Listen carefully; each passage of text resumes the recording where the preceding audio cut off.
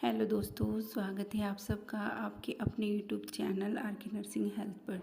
आज हम जानेंगे हर्पिस बीमारी के बारे में।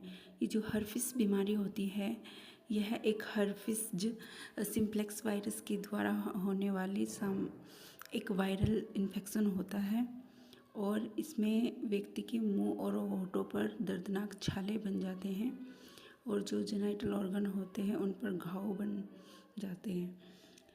ये जो हर्पिस सिम्प्लेक्स जो वायरस होता है ये इन्फेक्टेड व्यक्ति से एक हेल्थी व्यक्ति को स्किन टू स्किन मतलब स्किन के कांटेक्ट से आसानी से फैल सकती है। ये जो बीमारी होती है ये काफ़ी लंबे समय तक व्यक्ति को इन्फेक्टेड करके रखती है और जिसकी वजह से व्यक्ति जो होता है वो काफ़ी लंबे समय तक परेशान रहता है।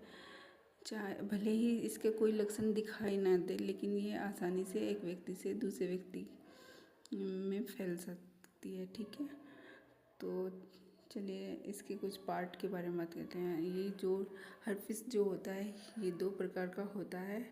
हर्पिस टाइप 1, ये जो हर्पिस टाइप 1 जो हर्पिस होता है इसमें क्या होता है, जो इन्फेक्टेड जो व्यक्ति होता है उसके मुंह और होठों का जो पार्ट होता है यानी कि जो क्षेत्र होता है वो इन्फेक्टेड होता है, यानी कि वो ही एरिया ज़्यादातर मात्रा में प्रभावित होता है और इन्फेक्शन होने के कारण उसके मुंह पर छाले बन जाते हैं और उनमें जो छाले होते हैं उनमें एक लिक्विड भरा रहता है।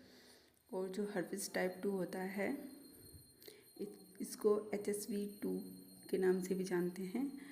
ये जो इन्फेक्शन होता है ये व्यक्ति के जेनिटल ऑर्गन और उसका जो मलाशय यानी कि जो गुदा होता है उस एरिया को प्रभावित करता है और ये जो इन्फेक्शन होता है शरीर के दूसरे भागों को भी प्रभावित कर सकता है।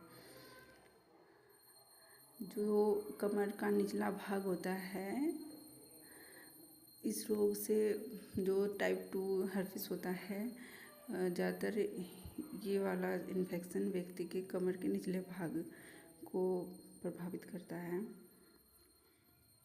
यदि कोई प्रेग्नेंट लेडीज़ है और वह इस रोग से परेशान है तो वह अपने डॉक्टर से कंसल्ट कर ले ताकि जब उसका बच्चा हो या उसकी जब डिलीवरी होगी तो उस टाइम पे उसका बच्चा इस बीमारी से प्रभावित ना हो।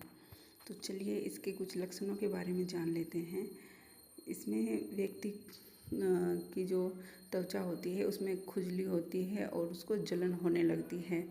जोड़ों में दर्द होता है, व्यक्ति के चेहरे पर दाने बन जाते हैं और उन दानों में पानी का रिसाव होने लगता है क्योंकि जो दाने होते हैं उनमें लिक्विड पदार्थ भरा रहता है और उसको सुनने में प्रॉब्लम होने लगती है और इन्फेक्शन के कारण उसको बुखार आने लगता है और देखने में समस्याएं होने लगती है, उसके बाल झड़ने लगते हैं। और चलिए इसके कुछ कारणों के बारे में जान लेते हैं। वैसे तो ये जो बीमारी होती है ये हर्पिस सिम्प्लेक्स वायरस के द्वारा ही फैलती है। जो हर्पिस की जो बीमारी होती है जब माँ का प्रसव होता है यानी कि प्रसव के समय माँ की जो जेनिटल ऑर्गन्स होते हैं उनमें इस बीमारी की वजह से फफोले और दाद बने जाते हैं, जिससे जब बच्चे की डिलीवरी होती है तो उस समय माँ के जो दांत बने हुए होते हैं यानी कि वे जो फफोले बने रहते हैं उनसे जो लिक्विड निकलता है, तो जब नवजात शिशु का बर्थ होता है तो उस समय वह बच्चा उनके कांटेक्ट में आता है, जिससे जो बच्चा होता है वो हर्पिस बीमारी से इन्फेक्टेड हो सकता है या हो जाता है, जो बच्चे के लिए बहुत हार्मफुल होता है। और जो इन्फेक्टेड जो व्यक्ति होता है उसको किस करने से उस व्यक्ति के जो बर्तन होते हैं और उसका जो पेय पदार्थ होता है, यानी कि जिस लिक्विड पदार्थ को वह सेवन कर रहा है उसको पीने से और उसका लिप बाम यूज करने से ये इन्फेक्शन एक हेल्थी व्यक्ति को भी लग सकता है। जब कमज़ोर इम्यूनिटी होती है व्यक्ति की तब भी ये इन्फेक्शन बहुत जल्दी लग जाता है। संक्रमित व्यक्ति होता है जो उसका झूठा खाने से भी हो सकता है, और जो संक्रमित व्यक्ति होता है यदि आप उसके साथ में कांटेक्ट बनाते हैं रिलेशन मतलब कि तो इससे भी उसको इन्फेक्शन होने के चांसेस बन जाते हैं। अधिक से अधिक लोगों के साथ यानी कि एक से अधिक लोगों के साथ में जो संबंध बनाए जाते हैं इस वजह से भी ये एक दूसरे में ट्रांसफ़र हो जाती है बीमारियाँ। हर्पिस वायरस से बचने के लिए आप कुछ उपायों को अपना सकते हैं, जैसे कि जो व्यक्ति होता है उसको स्वच्छता अपनानी चाहिए। शरीर की अच्छी स्वच्छता बनाए रखने से वायरस का जो फैलने का जो खतरा होता है वह कम हो जाता है, और अपनी इम्यूनिटी को अच्छी बना कर रखनी चाहिए, क्योंकि जब शरीर की रोग प्रतिरोधक क्षमता अच्छी होगी तो आपको किसी भी प्रकार के जो रोग हैं वे कम प्रभावित करते हैं।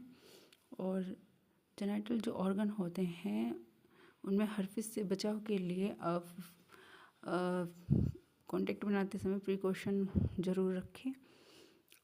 और जो हर्पिस होता है यदि आपको इसके कुछ सिम्टम्स दिखाई दे, मतलब कि आपको मुंह और जो प्राइवेट ऑर्गन्स होते हैं उनके आसपास फफोले या खुजली या घाव दिखाई दे तो आप अपने डॉक्टर से कंसल्ट करें और उनका इलाज समय पर कराएं, ताकि आप उनको और ज़्यादा बढ़ने से रोक सके और दूसरों को भी इस रोग को लगने से बचा सके।